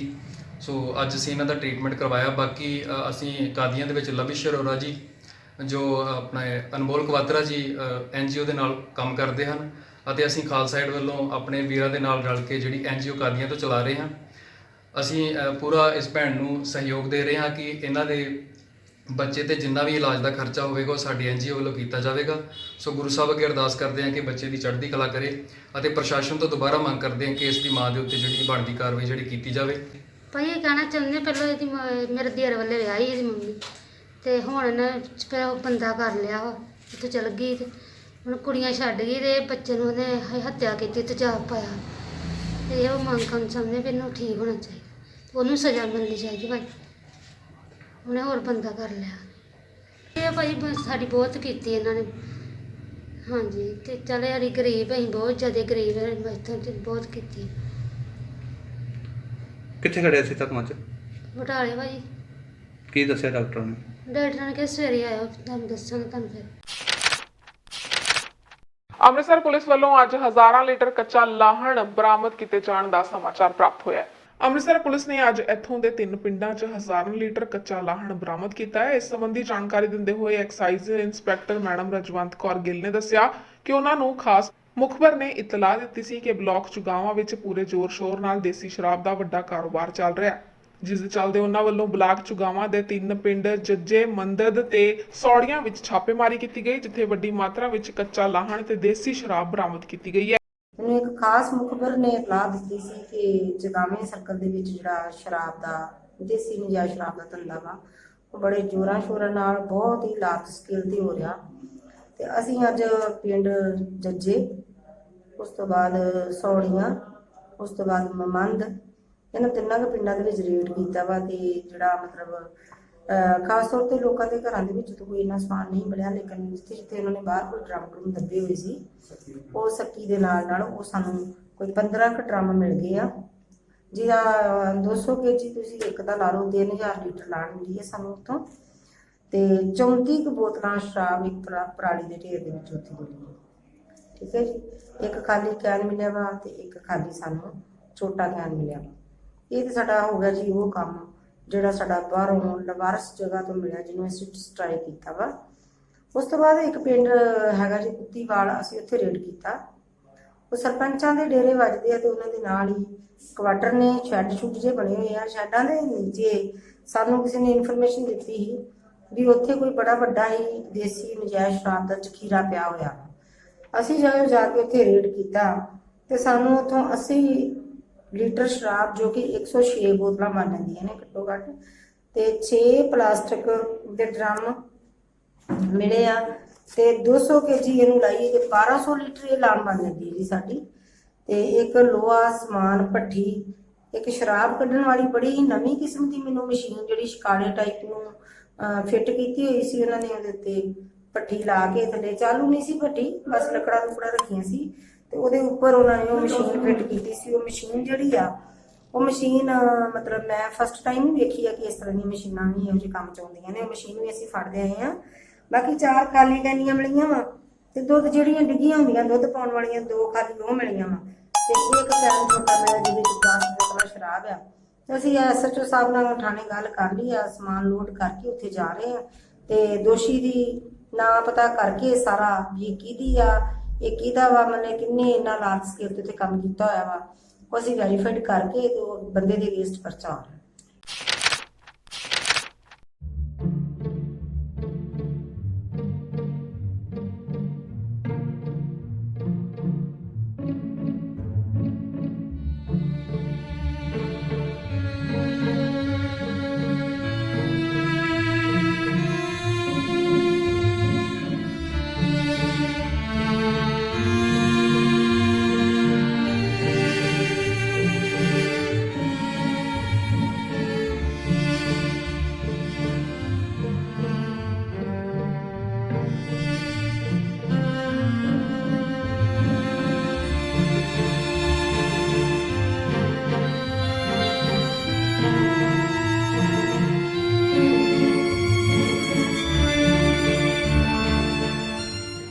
ਪੱਤਰਕਾਰ ਜਗਤਾਰ ਮਾਲਾ 11 ਤਰੀਕ ਨੂੰ ਮੇਰੀ ਭੈਣ ਦੇ ਸਹੁਰੇ ਪਰਿਵਾਰ ਵੱਲੋਂ ਅਜਨਾਲਾ ਵਿਖੇ ਮੇਰੀ ਭੈਣ ਨੂੰ ਜਿਹੜਾ ਸੀ ਫਾਹਾ ਦੇ ਕੇ ਮਾਰ ਦਿੱਤਾ ਗਿਆ। ਤੇ ਜਦੋਂ ਕਿ ਸ਼ਾਮੀ ਅਸੀਂ ਹਸਪਤਾਲ ਦੇ ਵਿੱਚ ਪੁੱਜੇ ਆ ਤੇ ਉਹਦੀ ਉੱਥੇ ਡੈੱਡ ਬੋਡੀ ਮੈਂ ਜਦੋਂ ਵੇਖੀ ਆ ਤੇ ਮੈਂ ਪੁਲਿਸ ਨੂੰ ਇਨਫੋਰਮ ਕੀਤਾ ਆ ਤੇ ਪੁਲਿਸ ਵੱਲੋਂ ਜਿਹੜਾ ਸੀ ਉਸ ਟਾਈਮ ਤੇ 306 ਦਾ ਮਾਮਲਾ ਦਰਜ ਕੀਤਾ ਗਿਆ। ਹਾਲਾਂਕਿ ਉੱਥੋਂ ਦੇ ਜਿਹੜੇ ਚੌਕੀ ਇੰਚਾਰਜ ਸੀ ਤੇ ਇੱਕ ASI ਮੇਜਰ ਸਿੰਘ ਸੀ, ਉਹਨਾਂ ਵੱਲੋਂ ਕਾਰਵਾਈ ਜਿਹੜੀ ਬਣਦੀ ਸੀ ਕਹਿ ਰਿਹਾ ਕਿ ਸਾਡੀ ਜਿਹੜੀ ਸਿਸਟਰ ਆ ਉਹਨੂੰ ਇਹਦੇ ਸਹੁਰੇ ਪਰਿਵਾਰ ਨੇ ਮਾਰ ਦਿੱਤਾ ਵਾ, ਮਤਲਬ ਕਿ ਉਹਨੂੰ ਫਾਹਾ ਦੇ ਕੇ ਮਾਰ ਦਿੱਤਾ ਹੈ। ਪਰ ਚੌਕੀ ਇੰਚਾਰਜ ਕਹਿੰਦਾ ਸੀ ਨਹੀਂ, ਇਹਨੇ ਖੁਦਕੁਸ਼ੀ ਕੀਤੀ ਆ। ਉਹਦੇ ਬਾਵਜੂਦ ਜਦੋਂ ਇਹਨਾਂ 306 ਦਾ ਪਰਚਾ ਕੱਢ ਦਿੱਤਾ ਤੇ ਉਹਦੇ ਵਿੱਚੋਂ ਇੱਕ ਜਿਹੜਾ ਵਿਅਕਤੀ ਸੀ, ਜਿਹੜਾ ਮੁੱਖ ਹੈਗਾ ਸੀ ਦੋਸ਼ੀ, ਸਾਡੀ ਭੈਣ ਦਾ ਘਰ ਵਾਲਾ, ਉਹਨੂੰ ਵੀ ਪੁਲਿਸ ਗ੍ਰਿਫਤਾਰ ਨਹੀਂ ਕਰ ਰਹੀ ਤੇ ਅਸੀਂ ਜਿਹੜੇ ਉੱਥੇ ਲੋਕ ਸੀ ਉਹਨਾਂ ਨੇ ਫੜ ਕੇ ਜਿਹੜਾ ਉਹਨੂੰ ਪੁਲਿਸ ਨੂੰ ਫੜਾਇਆ। 2 ਜਨਾਨੀਆਂ ਹੋਰ ਸੀ ਜਿਹੜੀਆਂ ਲੇਡੀਜ਼, ਜਿਨ੍ਹਾਂ ਦਾ ਵਿੱਚ ਇਹਦੇ ਰੋਲ ਸੀਗਾ, ਉਹਨਾਂ ਨੂੰ ਪੁਲਿਸ ਹਾਲੇ ਤੱਕ ਗ੍ਰਿਫਤਾਰ ਨਹੀਂ ਕਰਦੀ। ਹਰ ਰੋਜ਼ ਮੈਂ 12 ਦਿਨ ਤੋਂ ਜਿਹੜਾ ਉਸ ਥਾਣੇ ਦੇ ਚੱਕਰ ਕੱਢ ਰਿਹਾ, ਚੌਂਕੀ ਦੇ ਚੱਕਰ ਕੱਢ ਰਿਹਾ। ਉੱਥੋਂ ਦਾ ਚੌਂਕੀ ਇੰਚਾਰਜ ਆ ASI ਜਿਹੜਾ ਉੱਥੇ ਮੇਜਰ ਸਿੰਘ ਜਿਹਦੇ ਕੋਲ ਕੇਸ ਆ, ਉਹ ਰੋਜ਼ ਮੈਨੂੰ ਹਰ ਰੋਜ਼ ਟਾਲ ਕੇ ਜਿਹੜਾ ਆ ਉਹ ਮੈਨੂੰ ਉੱਥੋਂ ਤੋਰ ਦਿੰਦਾ ਸੀ।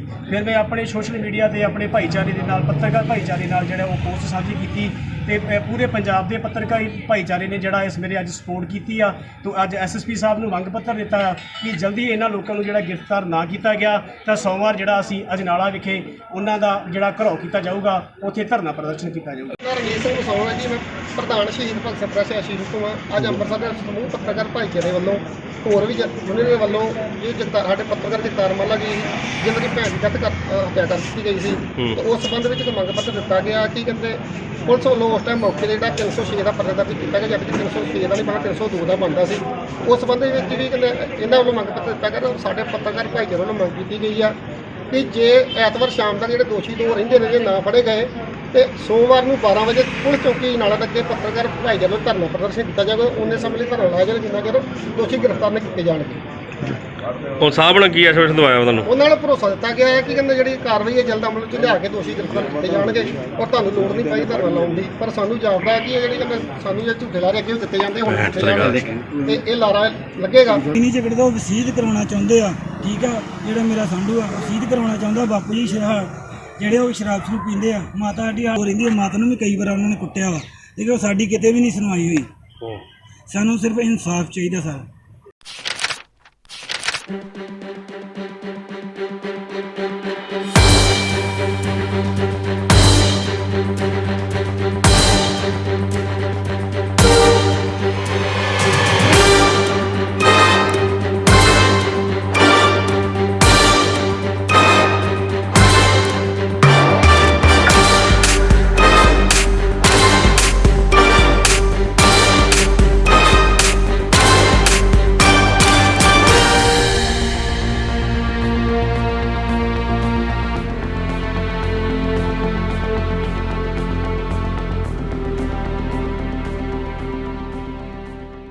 ਹਾਂਜੀ, ਸਭ ਤੋਂ ਪਹਿਲਾਂ ਤੇ ਪ੍ਰੈਸ ਦੇ ਇੱਥੇ ਆਉਣ ਵਾਸਤੇ ਧੰਨਵਾਦ, ਸਾਡੀ ਗੱਲ ਸੁਣਨ ਵਾਸਤੇ। ਅਸੀਂ ਅੱਜ ਇੱਥੇ ਆਲ ਪੰਜਾਬ ਟੈਕਸੀ ਯੂਨੀਅਨ ਸੰਘਰਸ਼ ਕਮੇਟੀ ਇਕੱਠੀ ਹੋਈ ਆ। ਇਹ ਪੂਰੇ ਪੰਜਾਬ ਦੇ ਟੈਕਸੀ ਦੇ ਨੁਮਾਇੰਦੇ ਆ ਜਿੰਨੇ ਵੀ ਰਾਜ ਇੱਥੇ ਇਕੱਠੇ ਹੋਏ ਤੇ ਸਾਡੀਆਂ ਸਰਕਾਰ ਤੱਕ ਕੁਝ ਮੰਗਾਂ ਨੇ। ਅਸੀਂ ਸਰਕਾਰ ਨੂੰ ਪਹਿਲਾਂ ਵੀ ਲੈਟਰ ਲਿਖ ਚੁੱਕੇ ਆ, ਸੀਐਮ ਸਾਹਿਬ ਨੂੰ, ਪੀਐਮ ਸਾਹਿਬ ਨੂੰ ਤੇ ਆਪਣਾ ਟਰਾਂਸਪੋਰਟ ਮੰਤਰੀ ਰਜੀਆ ਸੁਲਤਾਨਾ ਜੀ ਨੂੰ ਲਿਖਿਆ, ਪਰ ਅਜੇ ਤੱਕ ਸਾਡੀ ਕੋਈ ਸੁਣਵਾਈ ਨਹੀਂ ਹੋ ਰਹੀ ਕਿਤੇ ਵੀ। ਤੇ ਹੁਣ ਅਸੀਂ ਇਹ ਫੈਸਲਾ ਕੀਤਾ ਵੀ ਪੂਰੇ ਪੰਜਾਬ ਦੀਆਂ ਟੈਕਸੀ ਯੂਨੀਅਨਾਂ ਇਕੱਠੀਆਂ ਹੋ ਕੇ ਇੱਕ ਸੰਘਰਸ਼ ਦੇ ਰਾਹ ਤੇ ਚੱਲ ਰਹੀਆਂ ਵਾ ਤੇ ਅਸੀਂ ਕੁਝ ਮੰਗਾਂ ਰੱਖੀਆਂ ਵਾ। ਇਹ ਮੰਗਾਂ ਮੈਂ ਤੁਹਾਨੂੰ ਦੱਸਣਾ ਚਾਹੁੰਦਾ ਵਾਂ। ਸਰਕਾਰ ਦੀ, ਸੈਂਟਰ ਸਰਕਾਰ ਦੀ ਗਾਈਡਲਾਈਨ ਮੁਤਾਬਕ ਉਹਨਾਂ ਨੇ ਕਿਹਾ ਸੀ ਕਿ ਜਿਹੜੀ ਤੁਹਾਡੀ EMI ਆ ਉਹ ਨਹੀਂ ਲਈ ਜਾਊਗੀ, ਪਰ ਫਿਰ ਵੀ ਅਸੀਂ ਤੁਹਾਨੂੰ ਦੱਸਣਾ ਚਾਹੁੰਦੇ ਹਾਂ, ਇਹ ਮੀਡੀਆ ਦੇ ਮਾਧਿਅਮ ਰਾਹੀਂ ਸਰਕਾਰ ਨੂੰ ਵੀ ਦੱਸਣਾ ਚਾਹੁੰਦੇ ਹਾਂ ਵੀ ਬਹੁਤ ਸਾਰੀਆਂ ਬੈਂਕਾਂ ਜਾਂ ਪ੍ਰਾਈਵੇਟ ਫਾਈਨੈਂਸਰ ਅੱਜ ਵੀ ਕਿਸ਼ਤਾਂ ਕੱਟ ਰਹੇ ਆ ਤੇ ਉਹਨਾਂ ਨੇ ਇਹ ਕਿਹਾ ਵੀ ਜੇ ਤੁਹਾਡੇ ਖਾਤੇ ਦੇ ਵਿੱਚ ਪੈਸੇ ਆ ਤੇ ਉਹ ਅਸੀਂ ਕਿਸ਼ਤ ਜ਼ਰੂਰ ਕੱਟਾਂਗੇ, ਕਿਉਂਕਿ ਉਹਨਾਂ ਨੇ ਕੋਈ ਉਹ ਗਾਈਡਲਾਈਨ ਮੰਨੀ ਨਹੀਂ। ਇਸ ਕਰਕੇ ਸਭ ਤੋਂ ਪਹਿਲੀ ਮੰਗ ਸਾਡੀ ਇਹ ਆ ਸੈਂਟਰ ਸਰਕਾਰ ਤੋਂ ਵੀ ਜਿਹੜੀ ਇਹਨਾਂ ਨੇ ਪਹਿਲਾਂ 3 ਮਹੀਨੇ ਹੁਣ ਕਹਿੰਦੇ 6 ਮਹੀਨੇ ਦੀਆਂ ਕਿਸ਼ਤਾਂ ਅਸੀਂ ਰੋਕ ਦਿੱਤੀਆਂ ਤੇ ਉਹਦੇ ਉੱਤੇ ਬਹੁਤ ਭਾਰੀ ਵਿਆਜ ਲੱਗ ਰਿਹਾ, ਵਿਆਜ ਵੀ ਬਹੁਤ ਭਾਰੀ ਇਹ ਮੰਗ ਰਹੇ ਆ ਬੈਂਕਾਂ ਵਾਲੇ। ਅਸੀਂ ਚਾਹੁੰਦੇ ਆ ਵੀ 1 ਸਾਲ ਵਾਸਤੇ ਇਹ ਕਿਸ਼ਤਾਂ ਬਿਨਾਂ ਵਿਆਜ ਤੋਂ ਅੱਗੇ ਕੀਤੀਆਂ ਜਾਣ। 1 ਸਾਲ ਵਾਸਤੇ ਇਹ ਕਿਸ਼ਤਾਂ ਜਿਹੜੀਆਂ ਵਾ ਟੈਕਸੀ ਟ੍ਰੇਡ ਨਾਲ ਸੰਬੰਧਿਤ ਲੋਕ ਆ ਇਹਨਾਂ ਦੀਆਂ ਬਿਨਾਂ ਵਿਆਜ ਤੋਂ ਅੱਗੇ ਕੀਤੀਆਂ ਜਾਣ, ਕਿਉਂਕਿ ਟੈਕਸੀ ਟ੍ਰੇਡ ਜਿਹੜੀ ਐਸੀ ਆ ਜਿਹੜੀ ਬੈਕਬੋਨ ਆ ਟਰਾਂਸਪੋਰਟ ਟੂਰਿਜ਼ਮ ਲਾਈਨ ਦੀ, ਉਹਦਾ ਇਸ ਟਾਈਮ ਬਿਲਕੁਲ ਮੰਦਾ ਹਾਲ ਹੋ ਗਿਆ ਤੇ ਉਹ ਘੱਟ ਤੋਂ ਘੱਟ 2 ਸਾਲ ਖੜੀ ਨਹੀਂ ਹੋ ਪਾਊਗੀ। 1 ਸਾਲ ਦੇ ਵਿੱਚ ਜੇ ਉਹਨੂੰ ਖੜੀ ਕਰਨਾ ਤੇ ਸਰਕਾਰ ਨੂੰ ਸਾਡੀ ਮਦਦ ਕਰਨੀ ਪਊਗੀ, ਕਿਉਂਕਿ ਅਸੀਂ ਸਰਕਾਰ ਦੇ ਕਮਾਊ ਪੋਤਾ, ਅਸੀਂ ਰੈਵਨਿਊ ਦੇ ਵਿੱਚ ਬਹੁਤ ਵੱਡਾ ਹਿੱਸਾ ਪਾਉਂਦੇ ਆ, 35% ਤੱਕ ਅਸੀਂ ਰੈਵਨਿਊ ਦੇ ਵਿੱਚ ਹਿੱਸਾ ਪਾਉਂਦੇ, ਪਰ ਸਾਡੀ ਸੁਣਵਾਈ ਕਿਤੇ ਨਹੀਂ। ਇਹ ਮੇਰੀ ਪਹਿਲੀ ਮੰਗ ਆ। ਬੇਨਤੀ ਵੀ ਆ ਵੀ ਸਰਕਾਰ ਜਿਹੜੀ ਆ ਉਹ ਇਹ ਕਿਸ਼ਤਾਂ 1 ਸਾਲ ਵਾਸਤੇ ਅੱਗੇ ਕਰੇ ਤੇ ਬਿਨਾਂ ਵਿਆਜ ਤੋਂ ਕਰੇ। ਦੂਸਰੀ ਮੰਗ ਸਾਡੀ ਇਹ ਹੈ ਜੀ ਵੀ ਸਾਰੀਆਂ ਗੱਡੀਆਂ ਦੀ ਜਿਹੜੀ ਇੰਸ਼ੋਰੈਂਸ ਆ, ਸਾਡੀਆਂ ਗੱਡੀਆਂ ਦੀ ਇੰਸ਼ੋਰੈਂਸ ਖੜੀਆਂ ਗੱਡੀਆਂ ਦੀ ਖਤਮ ਹੋ ਰਹੀ ਆ, ਉਹਦੇ ਵਿੱਚ ਅਸੀਂ ਚਾਹੁੰਦੇ ਆ ਵੀ ਸਰਕਾਰ ਸਾਨੂੰ 50% ਲੈਸ ਕਰੇ ਤੇ 1 ਸਾਲ ਦੀ ਇੰਸ਼ੋਰੈਂਸ ਅੱਗੇ ਕੀਤੀ ਜਾਵੇ। 50% ਲੈਸ ਕਰੇ, ਕਮ ਸੇ ਕਮ ਇੰਸ਼ੋਰੈਂਸ ਸਾਨੂੰ 50% ਲੈਸ ਕਰਕੇ ਦਿੱਤੀ ਜਾਵੇ। ਇਹ ਇੱਕ ਬੜਾ ਤਕੜਾ ਮਸਲਾ ਵਾ ਸਾਡਾ, ਸਾਡੀਆਂ ਗੱਡੀਆਂ ਦੀਆਂ ਖੜੀਆਂ ਗੱਡੀਆਂ ਦੀ ਇੰਸ਼ੋਰੈਂਸ ਖਤਮ ਹੋ ਗਿਆ। ਤੀਸਰਾ ਮਸਲਾ ਸਾਡਾ ਇਹ ਆ, ਪੰਜਾਬ ਸਰਕਾਰ ਨੂੰ, ਖਾਸ ਕਰਕੇ ਸੈਂਟਰ ਸਰਕਾਰ ਨੂੰ ਵੀ ਇਹ ਗੱਲ ਕਹਿਣਾ ਚਾਹੁੰਦਾ ਵੀ ਸਾਡੀਆਂ ਗੱਡੀਆਂ ਦੇ ਜਿਹੜੇ ਟੈਕਸ ਆ, ਪੰਜਾਬ ਟੈਕਸ, ਸਟੇਟਾਂ ਦੇ ਜੋ ਟੈਕਸ ਬਣਦੇ ਆ, ਪਾਸਿੰਗ ਆ ਤੇ ਉਸ ਤੋਂ ਬਾਅਦ ਆਪਣਾ ਪਰਮਿਟ ਦੀ ਫੀਸ ਆ ਜਿਹੜੀ, ਫਿਟਨੈਸ ਦੀ ਫੀਸ ਆ ਇਹ ਬਿਲਕੁਲ ਮਾਫ ਕੀਤੀ ਜਾਵੇ ਕਮ ਸੇ ਕਮ 1 ਸਾਲ ਵਾਸਤੇ। ਜੇ ਸਰਕਾਰ ਸਾਨੂੰ ਬਚਾਉਣਾ ਚਾਹੁੰਦੀ, ਟਰਾਂਸਪੋਰਟ ਲਾਈਨ ਨੂੰ ਬਚਾਉਣਾ ਚਾਹੁੰਦੀ ਆ ਤੇ ਇਹ 1 ਸਾਲ ਵਾਸਤੇ ਬਿਲਕੁਲ ਫੀਸ ਮਾਫ ਕੀਤੀ ਜਾਵੇ। ਅਸੀਂ ਸਰਕਾਰ ਤੋਂ ਕੁਝ ਮੰਗ ਨਹੀਂ ਰਹੇ, ਅਸੀਂ ਜੋ ਦੇਣਾ ਸਰਕਾਰ ਨੂੰ, ਜੋ ਟੈਕਸ ਦੇ ਰਹੇ ਹਾਂ ਉਹਦੇ ਤੇ ਕਹਿ ਰਹੇ ਵੀ ਸਾਨੂੰ ਛੋਟ ਦੇ ਦਿੱਤੀ ਜਾਵੇ ਕਮ ਸੇ ਕਮ 1 ਸਾਲ ਦੀ। 1 ਸਾਲ ਬਿਲਕੁਲ ਕਿਸੇ ਗੱਡੀ ਤੋਂ ਕੋਈ ਟੈਕਸ ਨਾ ਲਿਆ ਜਾਵੇ, ਨਾ ਪਾਸਿੰਗ ਦੇ ਰੂਪ ਦੇ ਵਿੱਚ, ਨਾ ਆਪਣਾ ਟੈਕਸ ਦੇ ਰੂਪ ਦੇ ਵਿੱਚ। ਚੌਥੀ ਮੰਗ ਸਾਡੀ ਇਹ ਹੈ ਜੀ ਵੀ ਸਾਡੀਆਂ ਗੱਡੀਆਂ ਦਾ ਪਰਮਿਟ ਜਿਹੜਾ ਹੁੰਦਾ ਨਾ ਇਹ 8 ਤੋਂ 9 ਸਾਲ ਦਾ ਹੁੰਦਾ। ਜਿਹੜੀਆਂ 12+1 ਗੱਡੀਆਂ ਵਾ ਉਹਨਾਂ ਦਾ ਪਰਮਿਟ ਹੁੰਦਾ ਜੀ ਆਪਣਾ 9 ਸਾਲ ਦਾ। ਜਿਹੜੀਆਂ 12+1 ਗੱਡੀਆਂ ਉਹਨਾਂ ਦਾ ਪਰਮਿਟ 8 ਸਾਲ ਦਾ। ਜਿਹੜੀ 6+1 ਗੱਡੀ ਹੁੰਦੀ ਉਹਦਾ ਪਰਮਿਟ ਹੁੰਦਾ 9 ਸਾਲ ਦਾ। ਹੁਣ ਖੜੀਆਂ ਗੱਡੀਆਂ ਦੀਆਂ ਸਾਡੀਆਂ ਕਿਸ਼ਤਾਂ ਪੈ ਰਹੀਆਂ, ਇਹ ਪਰਮਿਟ ਸਾਡੇ ਖਤਮ ਹੋ ਜਾਣੇ ਆ, ਅੱਗੇ ਜਾ ਕੇ ਪਰਮਿਟ ਸਾਨੂੰ ਉਤਾਰਨੇ ਪੈਣੇ ਆ ਤੇ ਗੱਡੀਆਂ ਪ੍ਰਾਈਵੇਟ ਕਰਾਉਣੀਆਂ ਪੈਣੀਆਂ ਵਾ ਤੇ ਪ੍ਰਾਈਵੇਟ ਕਰਾ ਕੇ ਅਸੀਂ ਸੇਲ ਕਰ ਦਿੰਦੇ ਗੱਡੀਆਂ। ਪਰ ਜਦੋਂ ਖੜੀਆਂ ਗੱਡੀਆਂ ਦੇ ਪਰਮਿਟ ਖਤਮ ਹੋ ਗਏ ਅਸੀਂ ਕਿਸ਼ਤਾਂ ਦੇਵਾਂਗੇ ਕਿੱਥੋਂ? ਜੇ ਕਮਰਸ਼ੀਅਲ ਸਾਡੇ ਕੋਲ ਆਪਣਾ ਪਰਮਿਟ ਹੀ ਨਹੀਂ ਰਹੇ, ਸਾਡੇ ਕੋਲ ਨੈਸ਼ਨਲ ਪਰਮਿਟ ਹੀ ਨਾ ਰਹੇ ਗੱਡੀਆਂ ਕੋਲ, ਤੇ ਅਸੀਂ ਕਿਸ਼ਤਾਂ ਕਿੱਥੋਂ ਦੇਵਾਂਗੇ? ਇਹ ਬੜਾ ਤਕੜਾ ਸਾਨੂੰ ਮਸਲਾ ਇੱਕ ਦੇਖ ਰਿਹਾ, ਕਿਉਂਕਿ ਸਾਡੀਆਂ ਗੱਡੀਆਂ 8 ਸਾਲ ਚੱਲ ਚੁੱਕੀਆਂ ਵਾ। ਇਸ ਕਰਕੇ ਆਉਣ ਵਾਲੇ ਸਮੇਂ ਸਾਡੇ ਪਰਮਿਟ ਖਤਮ ਹੋ ਜਾਣੇ ਆ। ਸਰਕਾਰ ਇਸ ਵੱਲ ਪੂਰਜ਼ੋਰ ਧਿਆਨ ਦੇਵੇ ਵੀ ਸਾਨੂੰ 1 ਸਾਲ ਦਾ ਪਰਮਿਟ ਹੋਰ ਦਿੱਤਾ ਜਾਵੇ, ਨੈਸ਼ਨਲ ਪਰਮਿਟ। ਇੱਕ ਸਾਡੀ ਮੰਗ ਹੋਰ ਆ ਜੀ ਸਾਡੇ ਸਾਰੇ ਡਰਾਈਵਰਾਂ ਵੀਰਾਂ ਵਾਸਤੇ ਕਿ ਜਿਸ ਤਰ੍ਹਾਂ ਦੂਸਰੇ ਸੂਬੇ ਸਰਕਾਰਾਂ ਨੇ ਡਰਾਈਵਰਾਂ ਦੀ ਮਦਦ ਕੀਤੀ ਆ, ਕੁਝ ਸਰਕਾਰਾਂ ਨੇ ਜਿਸ ਤਰ੍ਹਾਂ ਕੇਰਲਾ ਵਗੈਰਾ ਜਾਂ ਦਿੱਲੀ ਸਰਕਾਰ ਨੇ ਨਿੱਜੀ ਸਹਾਇਤਾ ਦਿੱਤੀ ਡਰਾਈਵਰਾਂ ਨੂੰ, ਕਿਉਂਕਿ ਡਰਾਈਵਰਾਂ ਨੂੰ ਹੋਰ ਕੋਈ ਇਨਕਮ ਦਾ ਸੋਰਸ ਨਹੀਂ ਹੈਗਾ। ਕਮ ਸੇ ਕਮ ਡਰਾਈਵਰਾਂ ਦੀ ਨਿੱਜੀ ਸਹਾਇਤਾ ਵਾਸਤੇ 10,000 ਰੁਪਇਆ ਪਰ ਮਹੀਨਾ ਜਿੰਨਾ ਚਿਰ ਤੱਕ ਲਾਕਡਾਊਨ ਚੱਲਦਾ ਉਹਨਾਂ ਦੇ ਖਾਤੇ ਦੇ ਵਿੱਚ ਪਾਇਆ ਜਾਵੇ। ਉਹ ਸਾਡੇ ਕੋਲ ਡਿਟੇਲ ਮੰਗਣਗੇ, ਅਸੀਂ ਬੈਂਕ ਅਕਾਊਂਟ ਵੀ ਦੇ ਦਾਂਗੇ, ਸਾਰਾ ਕੁਝ ਦੇਵਾਂਗੇ, ਪਰ ਸਾਡੇ ਨਾਲ ਉਸ ਮਸਲੇ ਤੇ ਗੱਲ ਤੇ ਕਰਨ। ਸਾਡੇ ਘਰ ਦੇ ਬਾਹਰ ਗੱਡੀ ਖੜੀ ਵੇਖ ਕੇ, ਡਰਾਈਵਰ ਦੇ ਘਰ ਦੇ ਬਾਹਰ ਗੱਡੀ ਖੜੀ ਵੇਖ ਕੇ ਸਾਨੂੰ ਕੋਈ ਪੁੱਛਣ ਨਹੀਂ ਆਉਂਦਾ, ਤੇ ਪਰ ਇਹ ਨਹੀਂ ਪਤਾ ਵੀ ਇਹ ਗੱਡੀ 98% ਲੋਨ ਤੇ ਚੱਲ ਰਹੀਆਂ ਸਾਰੀਆਂ, ਕਿਉਂਕਿ ਕਿਸੇ ਕੋਲ ਲੱਖ 2 ਲੱਖ ਰੁਪਏ ਭਰ ਕੇ ਤੇ ਲੋਨ ਕਰਾ ਲੈਂਦਾ। ਇਹ ਵੀ ਬੜਾ ਤਕੜਾ ਇੱਕ ਮਸਲਾ। ਇੱਕ ਸਾਡੀ ਮੰਗ ਹੋਰ ਆ ਜੀ ਸਰਕਾਰ ਤਾਈਂ ਵੀ ਸਾਰੀਆਂ ਕਮਰਸ਼ੀਅਲ ਗੱਡੀਆਂ ਜਿਹੜੀਆਂ ਵੀ ਕਮਰਸ਼ੀਅਲ ਗੱਡੀਆਂ ਚੱਲ ਰਹੀਆਂ ਆਲਰੇਡੀ, ਜਿੰਨੇ ਵੀ ਸਰਕਾਰੀ ਅਦਾਰੇ ਆ ਉਹਨਾਂ ਦੇ ਵਿੱਚ ਸਭ ਨੂੰ ਇਹਨਾਂ ਨੂੰ ਪਹਿਲ ਦੇ ਆਧਾਰ ਤੇ ਕੰਮ ਮਿਲੇ। ਕਮਰਸ਼ੀਅਲ ਗੱਡੀਆਂ ਨੂੰ ਸਰਕਾਰੀ ਅਦਾਰਿਆਂ ਦੇ ਵਿੱਚ ਪਹਿਲ ਦੇ ਆਧਾਰ ਤੇ ਕੰਮ ਮਿਲਣਾ ਚਾਹੀਦਾ।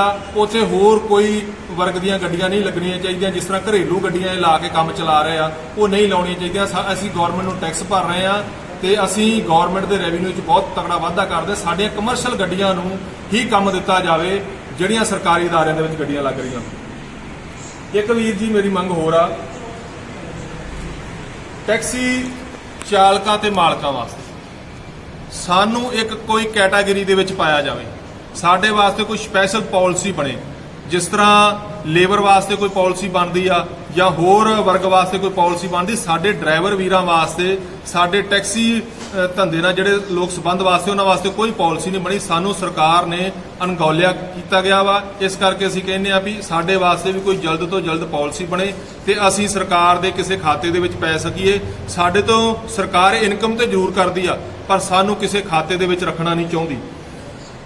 ਇੱਕ ਅਸੀਂ ਜਿਹੜੇ ਸਾਡੇ ਡਰਾਈਵਰ ਵੀਰ ਕੋਵਿਡ-19 ਦੇ ਦੌਰਾਨ ਫਰੰਟ ਤੇ ਕੰਮ ਕਰ ਰਹੇ ਆ, ਉਹਨਾਂ ਨੂੰ 50-50 ਲੱਖ ਰੁਪਏ ਦਾ ਬੀਮਾ ਦਿੱਤਾ ਜਾਵੇ, ਜਿਸ ਤਰ੍ਹਾਂ ਡਾਕਟਰ ਸਾਹਿਬਾਨ ਨੂੰ ਜਾਂ ਆਪਣਾ ਸਫਾਈ ਕਰਮਚਾਰੀਆਂ ਨੂੰ ਦੇ ਰਹੇ ਆ। ਸਾਡੇ ਕਿਸੇ ਡਰਾਈਵਰ ਨੂੰ ਕੋਈ ਬੀਮਾ ਨਹੀਂ ਦਿੱਤਾ ਗਿਆ। ਪਿੱਛੇ ਜੇ ਮੁੱਖ ਮੰਤਰੀ ਸਾਹਿਬ ਨੇ ਅਨਾਉਂਸ ਕਰਤਾ ਸੀ ਵੀ ਪਰ ਜਿਹੜੇ ਬੰਦੇ ਫਰੰਟ ਲਾਈਨ ਤੇ ਕੰਮ ਕਰ ਰਹੇ ਆ ਉਹਨਾਂ ਨੂੰ ਬੀਮਾ ਦਿੱਤਾ ਜਾਊਗਾ, ਪਰ ਸਾਡਾ ਇੱਕ ਡਰਾਈਵਰ ਆਪਣਾ ਬੱਸ ਦਾ ਡਰਾਈਵਰ PRTC ਦਾ, ਉਹ ਹਜੂਰ ਸਾਹਿਬ ਤੋਂ ਸੰਗਤ ਲਿਆਉਣ ਦੇ ਰਸਤੇ ਦੌਰਾਨ ਉਹਦੀ ਮੌਤ ਹੋ ਗਈ ਤੇ ਉਹਦੇ ਵਾਸਤੇ 10 ਲੱਖ ਰੁਪਇਆ ਗਵਰਨਮੈਂਟ ਨੇ ਦਿੱਤਾ ਤੇ ਉਸ ਵਾਸਤੇ ਬਹੁਤ ਸੰਘਰਸ਼ ਕਰਨ ਤੋਂ ਬਾਅਦ ਅਜੇ ਰਿਜ਼ਲਟ ਕੋਈ ਸਾਹਮਣੇ ਨਹੀਂ ਆਇਆ। ਤੇ ਹੋ ਸਕਦਾ ਸ਼ਾਇਦ ਹੁਣ ਗਵਰਨਮੈਂਟ ਉਹਨੂੰ ਕੋਈ 50 ਲੱਖ ਰੁਪਏ ਦੇ ਦੇ, ਪਰ ਇਹ ਗੱਲਾਂ ਸਾਨੂੰ ਸੰਘਰਸ਼ ਕਰਨ ਦੀ ਲੋੜ ਨਹੀਂ ਹੈ। ਗਵਰਨਮੈਂਟ ਨੂੰ ਆਪਣੇ ਆਪ ਚਾਹੀਦਾ ਵੀ ਸਾਡੇ ਡਰਾਈਵਰਾਂ ਵਾਸਤੇ ਇਹ ਪੱਕਾ ਅਨਾਉਂਸ ਕੀਤਾ ਜਾਵੇ ਵੀ ਉਹਨੂੰ ਮੈਡੀਕਲ ਸੁਵਿਧਾ ਤੇ ਉਹਨੂੰ ਆਪਣਾ ਬੀਮਾ ਦਿੱਤਾ ਜਾਵੇ। ਇਹ ਸਾਡੀਆਂ ਮੰਗਾਂ ਵਾ ਜੀ। ਇਹ ਪੂਰੇ ਅਸੀਂ ਪੰਜਾਬ ਦੀਆਂ ਯੂਨੀਅਨਾਂ ਇਕੱਠੀਆਂ ਹੋ ਕੇ ਇਹ ਮੰਗਾਂ ਕੀਤੀਆਂ।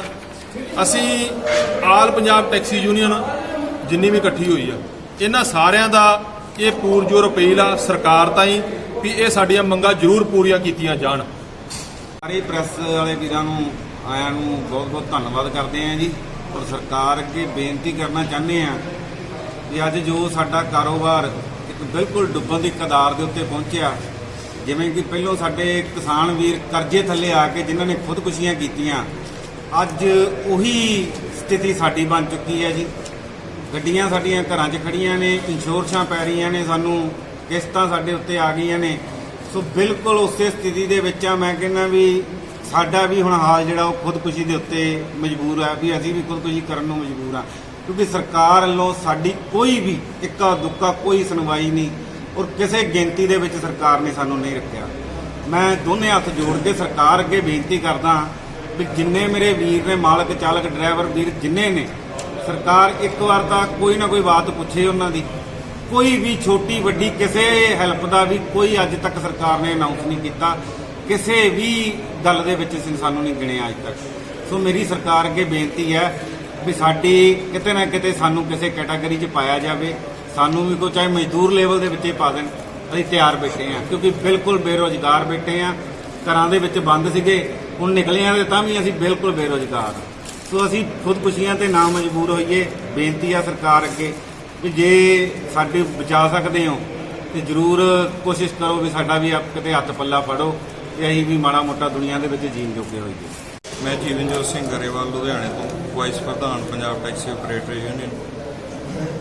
ਅੱਜ ਅਸੀਂ ਇਕੱਠੇ ਹੋਏ ਹਾਂ ਯੂਨੀਅਨ ਵਾਲੇ ਸਰਕਾਰ ਨੂੰ ਆਪਦਾ ਦੁੱਖ ਦਰਦ ਦੱਸਣ ਨੂੰ, ਕਿਉਂਕਿ ਅਸੀਂ ਤਕਰੀਬਨ ਜਿਹੜੇ ਮਿਡਲ ਫੈਮਿਲੀ ਵਾਲੇ ਆ ਉਹ ਨਾ ਤਾਂ ਦੁੱਖ ਦੱਸ ਸਕਦੇ ਆ, ਨਾ ਕੋਈ ਅਸੀਂ ਕਰ ਸਕਦੇ ਆ, ਨਾ ਕਿਸੇ ਤੋਂ ਮੰਗ ਸਕਦੇ ਆ, ਨਾ ਅਸੀਂ ਕੋਈ ਜਿਹੜੇ ਦੇਣ ਆਉਂਦੇ ਆ ਉਹਨਾਂ ਤੋਂ ਲੈ ਕੇ ਖਾ ਸਕਦੇ ਆ। ਸੋ ਇਹੋ ਜਿਹੀਆਂ ਗੱਲਾਂ ਕਈ ਨੇ ਜਿਹੜੀਆਂ ਅਸੀਂ ਉਹ ਸਰਕਾਰ ਕੋਲ ਪਹੁੰਚਾਉਣਾ ਚਾਹੁੰਦੇ ਆ। ਸਾਡੀਆਂ ਗੱਡੀਆਂ ਘਰੇ ਖੜੀਆਂ ਨੇ, ਘਰੇ ਖੜੀਆਂ ਦੇ ਸਾਨੂੰ ਪੈਸੇ ਪੈ ਰਹੇ ਆ, ਘਰੇ ਖੜੀਆਂ ਖਰਾਬ ਹੋ ਰਹੀਆਂ ਨੇ, ਕਿਸ਼ਤਾਂ ਪੈ ਰਹੀਆਂ ਨੇ, ਟੈਕਸ ਪੈ ਰਹੇ ਨੇ, ਬੀਮੇ ਪੈ ਰਹੇ ਨੇ। ਸੋ ਸਰਕਾਰ ਸਾਡੇ ਬਾਰੇ ਥੋੜਾ ਜਿਹਾ ਸੋਚੇ। ਅਸੀਂ ਕੋਈ ਮਤਰੇਈ ਪੁੱਤ ਦੇ ਮਾਂ ਨਹੀਂ, ਅਸੀਂ ਇਸੇ ਦੇਸ਼ ਦੇ ਵਾਸੀ ਆ। ਅਸੀਂ ਕੋਈ ਕੱਟੇ ਬੱਚੇ ਨਹੀਂ ਹੈਗੇ ਵੀ ਜਿਹੜੇ ਜਿੱਥੇ ਮਰਜ਼ੀ ਕਿਲੇ ਨਾਲ ਬੰਨ੍ਹ ਦਿੱਤਾ ਜਾਵੇ। ਸੋ ਮੈਂ ਇੰਨੀ ਕੀ ਅਪੀਲ ਕਰਨਾ ਚਾਹੁੰਦਾ ਵੀ ਕੁਛ ਨਾ ਕੁਛ ਸਾਡੇ ਬਾਰੇ ਸੋਚ ਕੇ ਸਾਨੂੰ ਕੋਈ ਨਾ ਕੋਈ ਪੈਕੇਜ ਦਿੱਤਾ ਜਾਵੇ ਜਿਹਦੇ ਕਰਕੇ ਸਾਨੂੰ ਕੋਈ ਰਾਹਤ ਮਿਲ ਸਕੇ। ਧੰਨਵਾਦ ਜੀ।